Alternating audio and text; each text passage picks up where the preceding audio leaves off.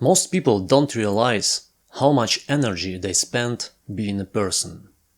Not living, not feeling, not thinking, but performing. A version of themselves carefully adjusted for every room, every platform, every interaction. One personality for work, another for friends, another for strangers online, another assembled quietly inside their own head, like a PR department managing an unstable celebrity. And after a while, something strange begins to happen. You start feeling tired without understanding why. Not physically tired, not even emotionally tired in the usual sense, but existentially tired. Like your mind has been running dozens of invisible background applications for years. Because modern life no longer asks us simply to exist. It asks us to present ourselves constantly, to define ourselves, package ourselves, narrate ourselves, explain ourselves, curate ourselves. Somewhere along the way, personality stopped being something natural and became something managerial, a personal brand with emotional maintenance requirements. And maybe that's why so many people secretly feel hollow after spending time online. Not because they saw something upsetting, but because they spent hours unconsciously performing a version of themselves. You can feel it in small moments. The instinct to turn the experience into content before you fully experienced it yourself. The strange pressure to have consistent opinions about everything. The low-level anxiety of knowing that your identity is now partially public property.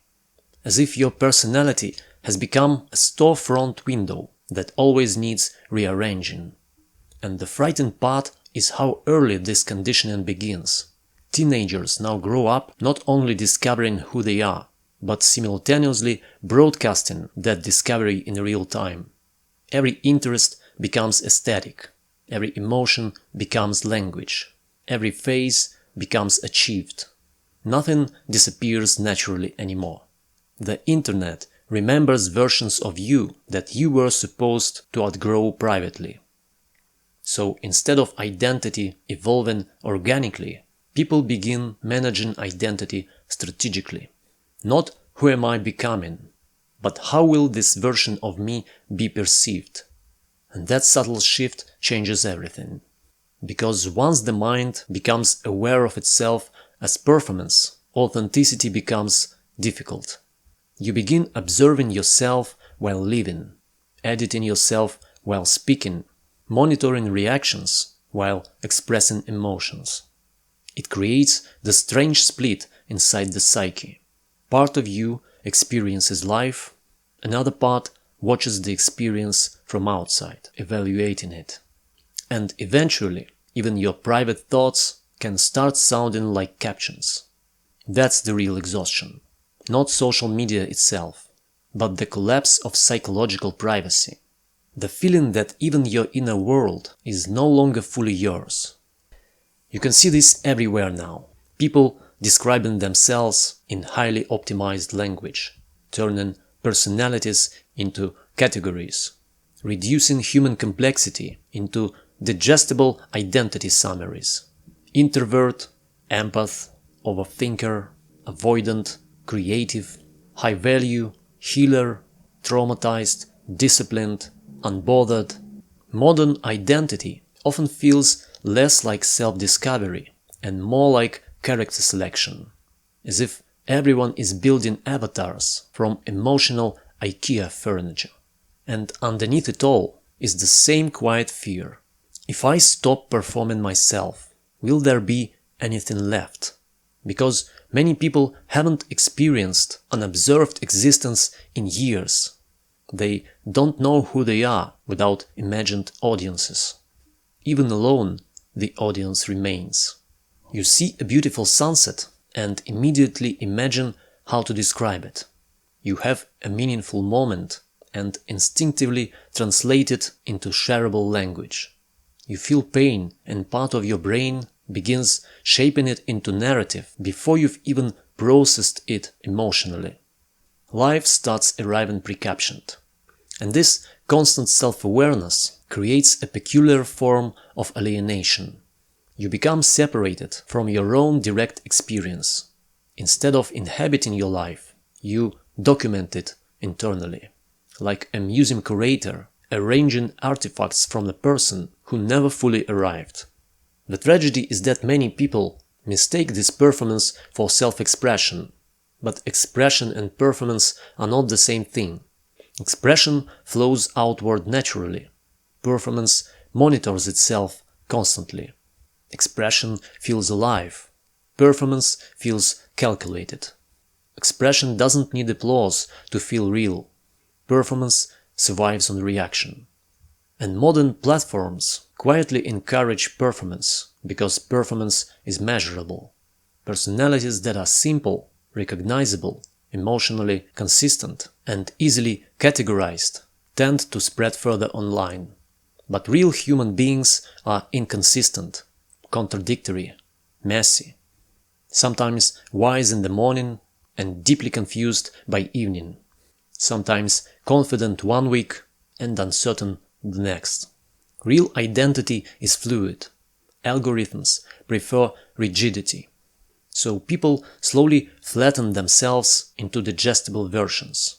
Not always intentionally, often unconsciously. You can watch this happen in real time with creators who begin as spontaneous human beings and gradually transform into predictable caricatures of themselves. The internet rewards recognizability, and recognizability eventually becomes a cage. The funny friend must remain funny. The intellectual must remain intellectual. The calm minimalist must remain calm and minimalist forever. Even suffering can become part of the brand architecture, especially suffering. Because vulnerability now performs well online. But there's a difference between revealing pain and curating pain. One heals, the other monetizes emotional exposure. And sometimes people become trapped inside identities built during their worst moments. A person survives burnout, heartbreak, depression, loneliness, and suddenly their healing threatens the personality structure their audience recognizes.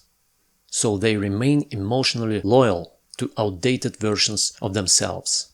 Not consciously, but psychologically. Because performance creates attachment. Not just from others, from ourselves. We become attached to familiar identities, even when they no longer fit. That's why change feels strangely dangerous now. Not only because transformation is difficult, but because modern life pressures people to maintain narrative consistency. To become someone new almost feels socially illegal, especially online. If you evolve too much, people accuse you of being fake. But human beings are supposed to evolve.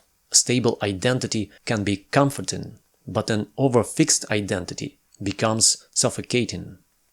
Some people no longer ask, "What do I actually feel?" They ask, "Which version of me is speaking right now?" And beneath all this performance is often a deep craving that rarely gets articulated clearly. The desire to rest from being perceived. Not disappear, not isolate completely, just exist temporarily without constructing meaning around existence. To walk somewhere without imagining how you look doing it. To read a book without turning it into intellectual identity. To listen to music without converting emotions into aesthetics. To have experiences that leave no digital fingerprints behind. There's something profoundly human about moments that remain undocumented. Moments that dissolve naturally in memory instead of becoming evidence. But modern culture treats invisibility almost like failure. If nobody sees it, did it matter? If nobody validates it, was it meaningful? And this mentality slowly erodes inner life. Because meaning that depends entirely on external reflection becomes fragile. You stop developing a relationship with your own perception. Everything passes through imagined consensus first. That's why many people feel strangely empty after achieving things they once desperately wanted. They built their achievement partly as performance, a role, a visual, a narrative. And once attained, it doesn't create the expected emotional solidity. Because performance can generate attention, but not necessarily intimacy with yourself. This is why solitude feels uncomfortable for so many people now. Silence interrupts performance. Without constant reflection from other people, curated identity begins losing structure. And underneath that structure, there's often uncertainty, maybe even grief. Because some people realize they've spent years optimizing personality without fully inhabiting a life. They became managers of themselves instead of participants. Beautifully articulated, socially functional, emotionally branded, but disconnected from spontaneous aliveness. You can almost feel modern consciousness becoming hyper-mediated. Every thought filtered through self-awareness. Every action partially observed. Every emotion translated into psychological language immediately. Nothing simply exists anymore. Everything becomes identity material. And ironically, this obsession with identity often distances people from themselves. Because the self is not something you construct entirely through analysis.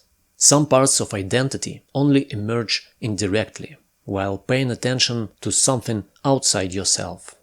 Friendship, nature, art, work, love, conversation, silence. Constant self-monitoring interrupts that process. It's hard to discover who you are when you're perpetually staring into your own reflection. And maybe that's why some of the most peaceful moments people experience now feel strangely primitive. Long walks without headphones, conversations where nobody checks their phones, traveling somewhere unfamiliar alone, cooking slowly, reading at night, sitting near water without documenting it. Tiny pockets of existence, untouched by performance. Moments where the personality relaxes its grip and something more natural begins breathing underneath. Not optimized, not branded, not explained, just alive. And maybe authenticity is less about expressing a perfectly real self and more about reducing unnecessary performance. Because no human being is fully authentic all the time. We all adapt socially. We all wear different emotional clothing in different situations. That's normal. The problem begins when performance becomes permanent, when the mask grows inward, when you can no longer tell where personality ends and presentation begins. At that point, exhaustion becomes inevitable, because performance requires constant energy, constant editing, constant awareness, constant maintenance. And the human nervous system was never designed for perpetual self-exhibition, especially not at global scale. For most of human history, people existed within relatively small circles. Now many people carry ambient awareness of hundreds of thousands of observers simultaneously. Even potential observers shape behavior. That changes consciousness in ways we still barely understand. Maybe this is partly why anxiety feels so atmospheric now. Not always dramatic, just constant. Like low electrical humming inside the psyche. The pressure of permanent visibility. And maybe reclaiming some form of psychological freedom begins with becoming slightly less available to observation. Not disappearing from society, just recovering private territory inside yourself. Places where experience happens before interpretation, where thoughts remain unfinished, where emotions aren't immediately converted into language, where identity can breathe without becoming content. Because some things grow better in darkness. Not secrecy, but privacy. There's a difference. A seed buried underground is not hiding, it's developing. Human beings need spaces untouched by performance for the same reason forests need silence at night. Without it, everything becomes overstimulated, exposed, fragmented. And perhaps the deepest form of rebellion today is not radical self-expression. It's refusing to turn every part of yourself into public material, keeping certain thoughts unshared, certain experiences unbroadcasted, certain transformations private. Not because they lack value, but because they matter too much to flatten into performance. There is a quiet dignity in becoming unknowable again, not mysterious in a dramatic sense, just internally owned, no longer treating your existence like a continuous press release, no longer managing perception every moment, no longer translating your humanity into consumable identity fragments, just slowly returning to direct experience, to presence, to unobserved moments, to conversations that vanish into the air instead of hardening into content, to emotions that do not need immediate explanation, to a self that remains partially unwritten. And maybe that's what so many people are truly hungry for now. Not more visibility, relief from visibility. Not infinite self-expression, relief from endless self-construction. Because beneath all the performance, beneath all the optimization and branding and curation, there is often a quieter human being waiting patiently underneath. Someone who is tired. Someone who wants to stop narrating life long enough to finally live it. Someone who misses the feeling of being a person before becoming a personality.